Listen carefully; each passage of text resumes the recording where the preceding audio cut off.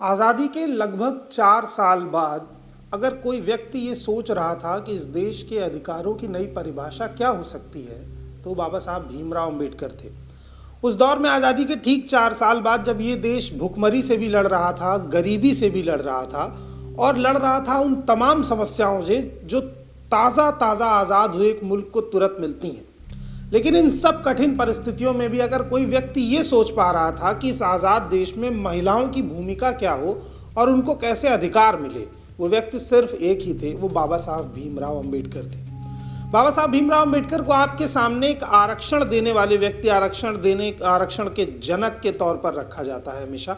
लेकिन ये बात आप समझिए कि बाबा साहब भीमराव अंबेडकर ने ही इस देश में, इस आज़ाद भारत में पहली बार महिलाओं के अधिकारों की बात की थी। 1952 में जब बाबा साहब अंबेडकर हिंदू कोड बिल की सिफारिश करते हैं तो उससे ये तमाम चीज़ें लगभग कमज़ोर होती दिखती हैं, चाहे वो विधवा पुनर्विवाह की मांग हो, चाहे वो बाल विवाह की खिलाफत हो, चाहे वो सती प्रथा की खिलाफत हो या महिलाओं के पढ़ने के अधिकार हों। वो तमाम चीज़ें जो इस देश में महिलाओं को एक लंबे अरसे से नहीं मिली थी, बाबा साहब उन सब की ज़रूरतों को समझ रहे थे। यही बड़ी वजह थी कि जब ये देश भूखा था उस दौर में भी खाली पेट बाबा साहब अधिकारों की लड़ाई पर पूरा जोर दे रहे थे। आज उनका परिनिर्वाण दिवस है। जरा सोचिए कि क्या गांधी के संघर्षों में कस्तूरबा का हाथ कितना रहा होगा? लगभग बराबर ही, लेकिन हम नहीं जानते क्योंकि उसे वैसे ग्लोरीफाई नहीं किया गया। अंबेडकर के संघर्षों में उनकी पत्नी का कितना हाथ रहा होगा? लगभग बराबर ही, लेकिन हम नहीं जानते क्योंकि उस तरह से हमें कभी बताया नहीं गया।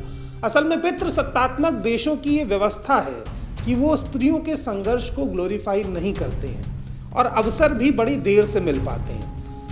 लेकिन जो 47 के आज़ादी के बाद बाबा साहब ने संविधान लिखा, उस संविधान की आज देन देखिए कि आपके बगल वाली सीट पर बैठ के काम करने का अधिकार भी महिलाओं को मिल गया है।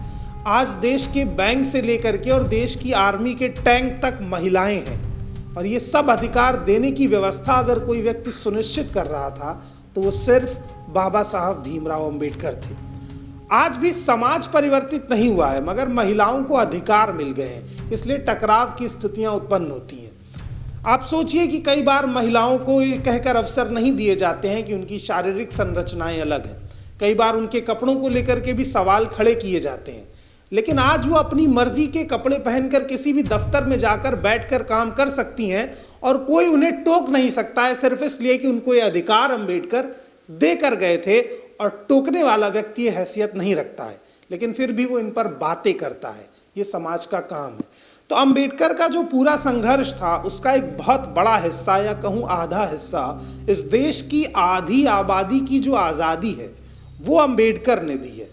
ये देश आज़ाद हुआ 1947 में, लेकिन महिलाएं आज़ाद हुई 1952 में जब बाबा साहब हिंदू कोड बिल की लड़ाई सदन में खड़े होकर के लड़ रहे थे।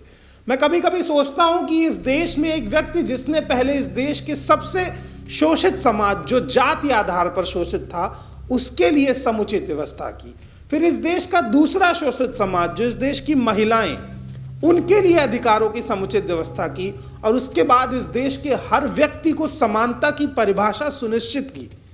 तो अंबेडकर का जो संघर्ष है, अंबेडकर का जो पूरी थ्योरी है, वो इस देश के अंतिम व्यक्ति को बोलने, पूछने, विरोध करने के अधिकार, समानता देने के था, जिसमें वो काफी हद तक कामयाब भी हुए।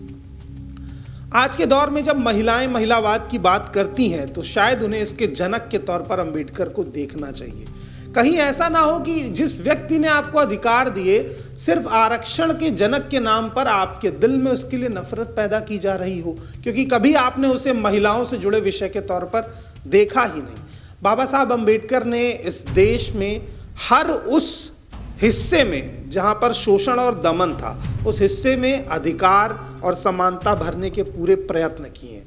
बाबा साहब अंबेडकर ने सबसे पहली लड़ाई शिक्षा की लड़ी। वो बार बार कहते थे कि देश का विकास समुचित और समान शिक्षा से संभव है। जरा महसूस कीजिए कि एक क्लास में बैठे हुए छात्रों में से कुछ छात्र सीट पर बैठे हैं और कुछ जमीन पर बैठे हैं, जबकि उनकी उम्र समान है, उनकी कक्षाएं समान है।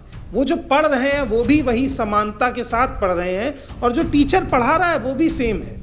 तो आखिर क्या ऐसी वजह थी कि कुछ छात्र जमीन पर बैठते थे और कुछ को कुर्सियां नसीब होती थी? इस व्यवस्था को चुनौती देने वाले व्यक्ति बाबा भीमराव अंबेडकर साहब थे। तो कहीं ना कहीं इस देश की जो आज़ादी है उसकी आत्मा में अंबेडकर बसते हैं। अंबेडकर ने जिन सिद्धांतों को दिया है, अगर उन पर हम लगातार चलते रहे तो कहीं ना कहीं हम एक ऐसा समाज बना पाएंगे जहां पर समानता सबसे ऊपर होगी।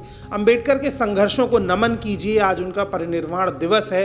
और अंबेडकर की बातों को आगे लेकर चलने वाले लोग, कांशीराम जी, डॉक्टर सुनीलाल पटेल, इनके संघर्षों को भी समझिए। अंबेडकर बौद्ध धर्म की बात इसलिए ही करते थे क्योंकि वो जानते थे कि हिंदू धर्म में समानता परिलक्षित नहीं होती है। यहाँ जातिवाद में आपको छोटे बड़े के तौर पर बांट दिया जाता है। लिंग भेद में भी अंबेडकर का यही मानना था कि लिंग आधार पर भी आपको छोटा बड़ा, कमजोर मजबूत होने का एहसास कराया जाता है। अंबेडकर का मानना था कि इस देश में किसी को छोटा या बड़ा मानने का मानक जाति, लिंग, धर्म नहीं होना चाहिए। उसकी काबिलियत ही उसका मानक बने, उसकी शिक्षा ही उसका मानक बने, उसके अधिकार ही उसका मानक बने। और ऐसे राष्ट्र की संकल्पना करने वाले उस महान पुरुष को हम श्रद्धांजलि के तौर पर ये क्या दे सकते हैं, वो यही है कि हम उसके द्वारा दिए गए तमाम अधिकारों का इस्तेमाल करते हुए हर सरकार जो राष्ट्र के लिए बेहतर कार्य ना करे उससे सवाल पूछें।